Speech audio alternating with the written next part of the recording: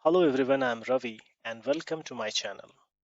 When we want to learn cybersecurity, knowledge about computer network is very important. In this short video, I'm going to talk about three computer network concepts: types of computer networks, types of internet connections, and network architectures. So without any further delay, let's start. The linking of two or more computers is referred to as computer network.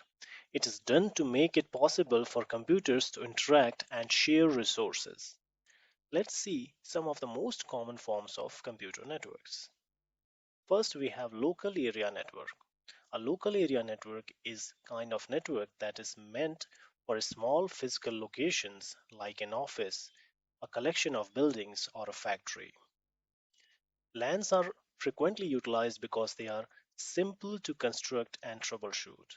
Local area networks link personal PCs and workstations. Through LAN, we may employ a variety of different topologies in the network, such as a star, ring, bus, or tree topology. A local area network may be as basic as connecting two computers to exchange data network with one another, or as complicated as integrating a whole building. LANs are also often used to share resources like printers or shared hard drives. Next, we have metropolitan area network. A MAN is essentially a larger version of local area network. It is based on the same technology as LAN. It serves as an ISP and covers a vast geographical region. MAN has a modest data transmission rate propagation latency. As an example, MAN could be a component of telephone company's network that may offer a high-speed DSL connection to a client. Next, we have wide area network. A WAN is a computer network that spans a vast geographic region, albeit it may be limited to the boundaries of a single state or nation. A WAN is a network of local area networks that link to other LANs. It may be restricted to a single corporation or it can be open to the public. The technology is both high speed and low cost. WAN devices include optic lines, microwaves, and satellites for data transport. Switched WAN and point-to-point WAN are the two forms of WAN. This asynchronous transfer mode network is an example of switched WAN, whereas a dial-up connection connecting a home computer to the internet is an example of point-to-point WAN. A personal area network is the smallest sort of network consisting of wireless modem, one or more computers, phones, printers, tablets, and other devices, and centered on one person in a single building. These networks are often found in tiny workplaces or homes, and they are controlled by a single person or organization using a single device. Virtual private network is a network security technology that establishes a secure and encrypted connection across a public network such as the internet. VPN technology was created to provide secure access to business applications and other resources to distant users and branch offices. Data flows over secure tunnels to provide security, and VPN users must require access to the VPN using authentication mechanisms such as passwords, tokens, and other unique identifying techniques. Next, let's see some of the most common forms of internet connections. Dial-up internet connections. Dial-up technology connects to the internet by using an existing phone line to establish a semi-permanent connection. It monopolizes the phone line and is the slowest means of accessing the internet since it operates on a single channel. It is often the only kind of internet connection accessible in rural regions, since it needs no infrastructure to connect to the internet other than already existing telephone network. Broadband internet access.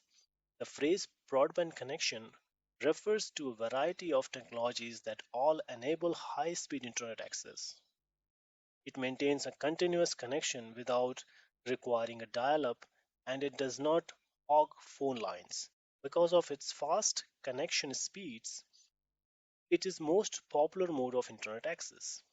DSL or a digital subscriber line leverages an existing two-wire copper telephone line linked to the premise to offer services concurrently with the wired telephone service.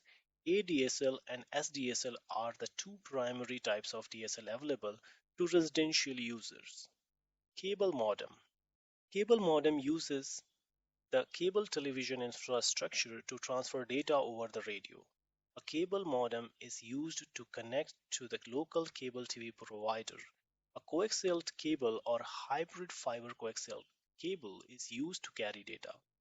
The cable network offers speeds ranging from 512 kbps to 20 kbps.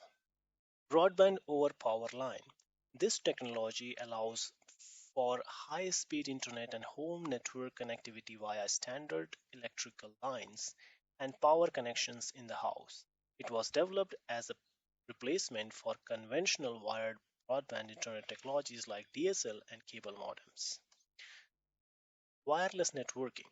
Radio frequency bands are utilized instead of telephone or cable networks in a wireless internet connection. This is an always on internet connection that may be accessed from any place within the network's service area. The uses of a modem which picks up internet signals and delivers them to the other devices enables wireless connections. The following are some examples of wireless internet connections. Wi-Fi or wireless fidelity. Wi-Fi is a wireless high-speed internet and network connection that employs radio waves. Wireless hotspots are basically wireless access points that provide network internet connectivity to the mobile devices like your laptop or smartphone. WiMAX stands for Worldwide Interoperability for Microwave Access.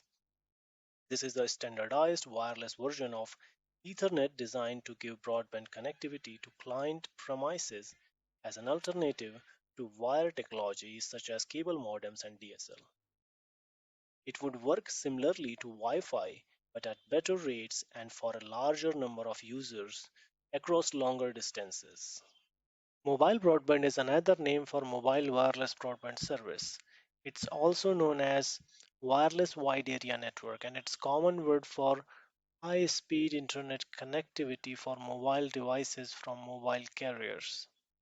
Using built-in mobile broadband network cards or other portable network devices such as USB modems or portable Wi-Fi mobile hotspots, mobile broadband services may also give wireless internet access on your laptop or netbook. Internet over satellite is a technology that enables users to connect to the internet through a satellite orbiting the Earth.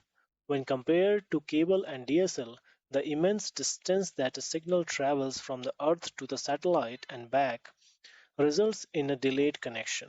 An intranet is a private network run by a major corporation or other organization that employs internet technology but is not connected to the rest of the world.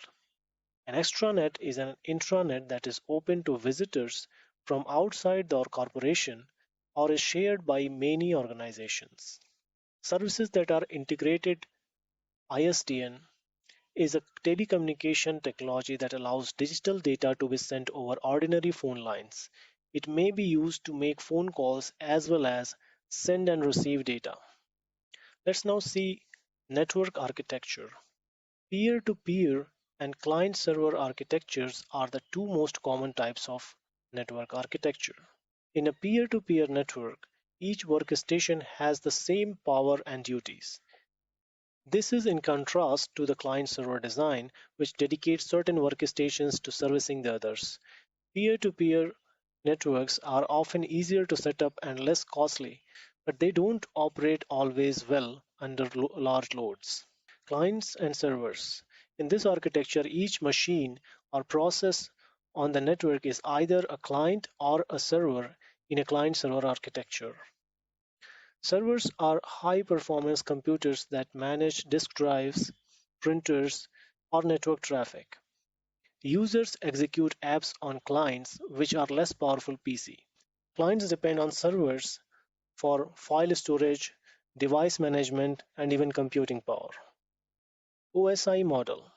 International Organization for Standardization has produced a standard to guarantee that national and international data communication systems are interoperable with one another. This is known as OSI model, and it is model for open system interconnection. The architecture of this model has 7 layers.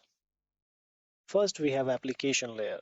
The application layer is one with which users and user applications interact the most.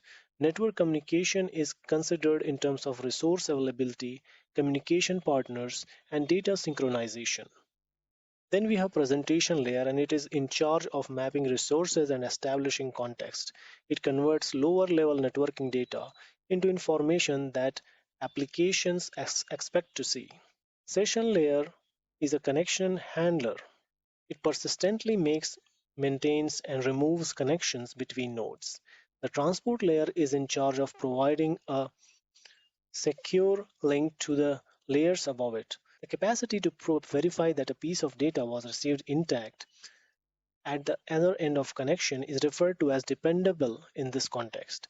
This layer may resend data that has been lost or damaged, as well as acknowledge data reception from distant systems.